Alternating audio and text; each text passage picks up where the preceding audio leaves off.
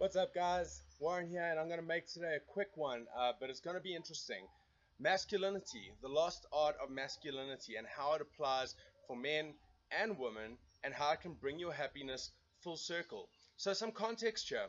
What we know about society is that femininity is very established, okay? Far more established than the tenets of masculinity.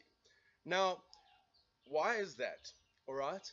It is because masculinity pertains to behavioral aspects, where femininity can often have to do with aesthetic as well as behavioral aspects. But it is more easy to exploit femininity than it is masculinity, and it's been lost. Okay? Now, the thing about masculinity and femininity is that it is not owned by men or women. Alright? Masculinity is not owned by men, femininity is not owned by women. Alright? A man can have femininity within his behavior, and should.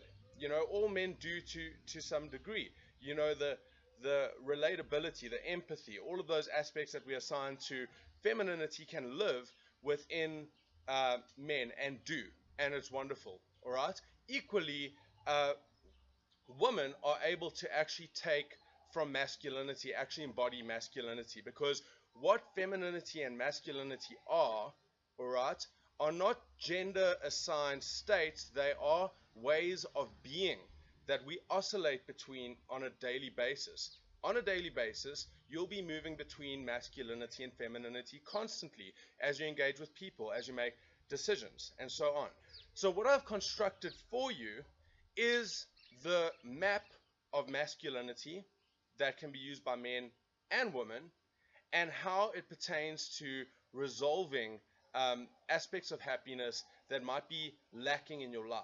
Alright? So I'm going to take you through a couple. I'm going to keep it brief, and I will be posting this into the comments so that you can copy paste it, keep it in your pocket, do whatever you want with it. But the point of this list is that you will usually be able to look at some aspect of it, some negative aspect of it, and be able to see the string that's attached from it to the resolve. Alright? So the way that you use this list is going to be a process of contemplation and action.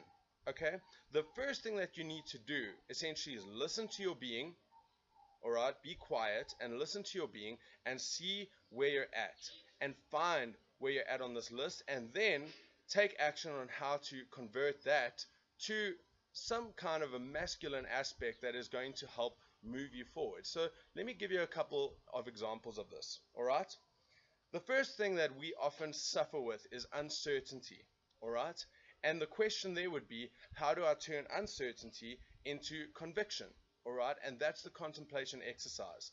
Another one could be indecisiveness. How do you produce decisiveness? Another one is, how am I problem perpetuating, and how can I move that to a state of resolve, self-governance, and action?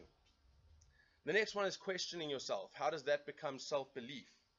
How does self-criticism become self-acknowledgement? How does confusion become direction? How does fear become bravery? How does being uninspired become passion? How does anxiety become self-trust and faith?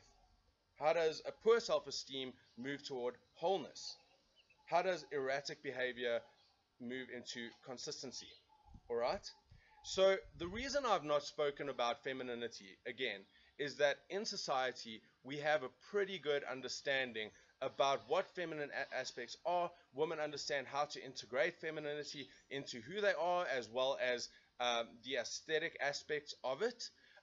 But it is the case that masculinity has become lost to men and women, and this is the part that is lacking in creating the full circle of happiness. Alright? So what I'd encourage you to do is to take a look at it, and each day, if you find yourself in a state of unhappiness, check the list and see how you can move from one place to another, bring your masculinity and femininity to an equal level, and live your life brilliantly in both ways. Thanks so much.